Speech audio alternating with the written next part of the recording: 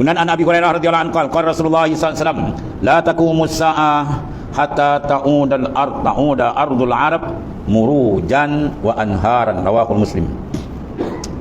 Daripada Sayyidina Abi Hurairah radhiyallahu anhu berkata, sabda Rasulullah SAW, tidak akan terjadi kiamat sehinggalah tanah Arab yang tandus itu menjadi lembah yang subur dan dialiri sungai-sungai. Ini pun macam-macam berita kan, salji turun semua dalam hadis tu. Jadi keadaan ini walaupun menyejukkan mata memandang, namun ia mengurangkan gambaran suasana padang mahsyar. Ya, padang mahsyar, tapi kita tengok pada hukum kan memutih, bila dah hijau-hijau sikit nampak, ada kurang sikit lah ya. Walhasil sebenarnya apa sini ialah satu benda yang tetap akan berlaku. Kemudian an Maqil ibni Yasar radhiyallahu anhu Nabi sallallahu alaihi wasallam qala al ibadatu fi haraj ka hijratin ilayya, rawahul Muslim. Hadis riwayat Imam Muslim dalam sahihnya daripada Sayyidina Maqal bin Yasar radhiyallahu anhu berkata, Rasulullah SAW bersabda, beribadah di saat-saat huru-hara, mana dunia kacau bilau, adalah seperti hijrah kepada, maknanya satu ganjaran yang besar dalam suasana yang begitu mencabar keadaannya, situasi dia. Tiba-tiba seseorang tadi dipelihara oleh Allah kekal ibadatnya dan istiqamah dia, maka darajat dia tinggi di sisi Allah Subhanahu wa taala. Dan satu lagi hadis Nabi sallallahu alaihi wasallam, Abi Hurairah radhiyallahu anhu qala Rasulullah SAW la taqumu sa'ata yahsirul furat an jabal min zahab, masyaallah, yuqtatalu alaihi fa yuqtatalu min kulli mi'atin tis'ah wa tis'un fa yaqulu kullu rajul minhum la'an an akuna ana anjuf, wa fi riwayah yushiku an yahsira al furat an kanzin min zahab faman hadarahu fala ya'khuz minhu syai'an. Hadis kuat ni, tafaqun alaihi bainal Bukhari wal Muslim. Daripada Sayyidina Abi Hurairah radhiyallahu anhu, Rasulullah SAW bersabda, tidak terjadinya hari kiamat sehingga sungai Furat, mana sungai, iaitu sebuah sungai yang ada di Iraq, dia menjadi surut airnya sehingga ternampak sebuah gunung dari emas. Dan kajian dibuat, memang air dia makin surut ya, ke dekat-dekat mana apa yang Nabi sebut, masya-Allah. Ramai orang yang berperang untuk merebutnya, maka terbunuh 99 dari 100. Mereka 100 orang berperang, tinggal seorang. Itu mana teruk gambaran peperangan dahsyat merebut harta ya yang muncul daripada sungai Furat. Dan masing-masing yang terlibat itu berkata, mudah-mudahan akulah orang yang selamat. Dan dalam riwayat yang lain disebutkan, sudah dekat satu masa di mana sungai Furat akan menjadi surut airnya, lalu ternampak perbendaraan daripada emas, maka barang siapa hadir di situ, jangan ia mengambil sesuatu pun daripada harta itu. Kalau dia terlibat, memang dia kena ya. Jadi keterangan daripada hadis yang jelas sekali menerangkan bahawa di kawasan Iraq dan sekitarnya akan berkubar ya, berkubar maknanya peperangan yang berpunca daripada merebut kekayaan yang ada di sana. Itu jelas ya, Iraq dan sedekat perang macam-macam tak berhenti. Dan ramai yang terkorban dan masing-masing pihak bercita-cita seandainya mereka lah yang terselamat. Ini semua benda telah digambarkan oleh baginda Islam, dan memang semakin hari semakin dekat ya suasana dan perkhabaran kita dapat memang semakin seru ya, kedudukan air sungai Furat. Wujud Khalik pencipta ialah Ta'ala. Kita adalah makhluk yang dicipta, maka taraf kewujudan dia ialah dia lebih hebat. Mana boleh dia boleh mendinding. Jadi kita terdinding itu bukan kerana dia, kerana sebab kita berpaling ya, kalbi kita berpaling tak menghadap.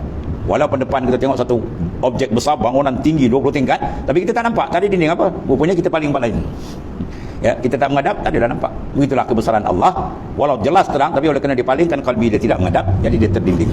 Kemudian bermula wujud orang yang kena jadi, semua makhluk kita semua, ialah menzahir, ia wujud yang menjadi.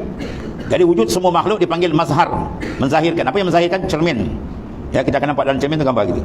Ataupun dengan syarat cermin itu kena bersih. Itulah kalbi. Bila kita bersihkan kalbi kita, masya-Allah, dia menjadi cermin yang terang untuk memandang kebesaran dan keagungan Allah Ta'ala. Para awliya yang dah usul ila Allah Ta'ala, dia memandang orang yang khayal ni macam kita pandang budak-budak misal dada. Dia dada. Ni budak dia ada duk benda pokok meleleh kau ni apa? Budak-budak kita mengeling kepala kan. Wali-wali pandang kita macam tu kan. Alah tak naik mi'raj kalbi kau ke hadrat Allah Ta'ala. Kau asyik dengan benda ni, kau khayal.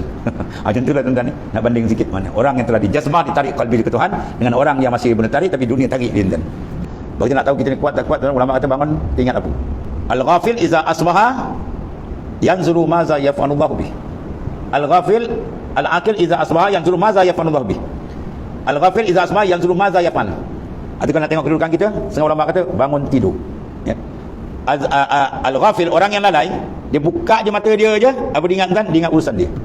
Yang suruh mak Zaifan, aku nak ni tak siap, kerja dia tak siap, bukan dia nak semayang subuh dah ya, ada tengok lagi bangun awal lagi, ingat tahajud, rupa dia berlari gedebak-gedebuk, ingatkan babi mana lalu, rupa dia exercise pukul 4 pagi berlari, balik rumah tidur tak semayang subuh pun ada ke. Dia jaga jasad yang akan dihumban di dalam liang lahat. Hakikat insan diri dia tadi tak dijaga, ruh yang sangat besar Ini banyak berlaku, ya. Sedangkan al-aqil, orang yang berakal, iza asbah, bila dia bangun dia tidur, apa dia bertindak? Yanzuru maza yaf'alullahu bih. Dia akan memerhatikan apa yang Tuhan buat pada jasad tubuh badan yang kerdil.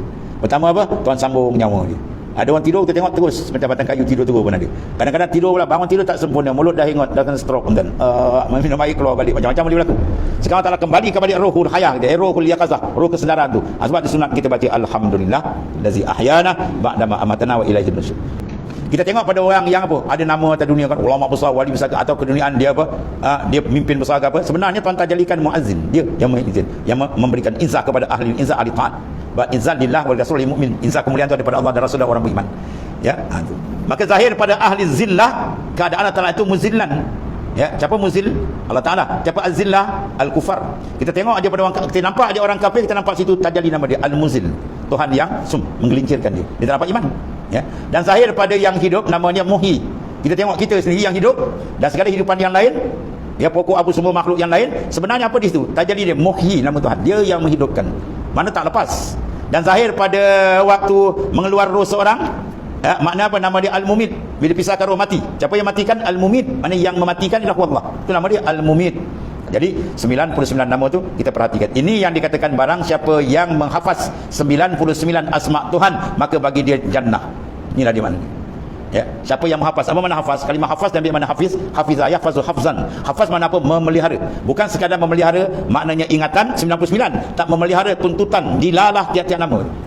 Tiap-tiap nama tu ada dia punya muta'allaq, tempat gantungan dan tunjuk. Ini kita faham. Kalau macam tu memang tepatlah. Sentiasa dikaram dalam memandang kebesaran Allah dalam asma-asma dia. Maka menasabah tepat bahawa dia akan sentiasa berlazat dengan Tuhannya.